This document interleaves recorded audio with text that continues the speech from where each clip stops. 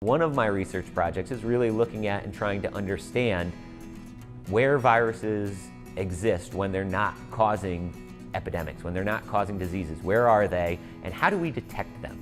So a good percentage of the research that I do, both myself and with students, is trying to develop ways to better detect what viruses are where. The techniques that we use go from kind of classical virology-based techniques and tissue culture-based techniques to chemistry-based techniques using Fourier transform infrared spectroscopy, to using really cutting-edge technology such as the MinION deep sequencing platform.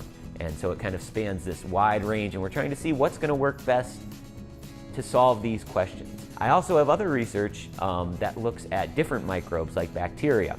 And I work with a colleague of mine, Dr. Kirsten Martin, who detects E. coli levels in the Scantic River, a local river. So another prong of the research that I do, also with students, is trying to look at what other bacteria are present in that very river, and where is it coming from. And one of the ways that I do that, not only with kind of single research mentees, but also the microbiology course that we run here at the University of St. Joseph, which I coordinate, actually is devoted to the students. There's about 80 students that go through it a year, and each one of them has a part of this project of trying to determine what bacteria are in that river.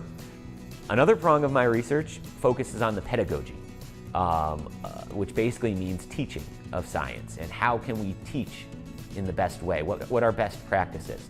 Getting the students involved is really the reason why I came to USJ, the reason why I wanted to be a college professor.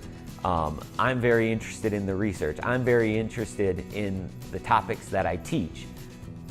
But why I do what I do is to share that with the next generation and to get them interested and get them engaged.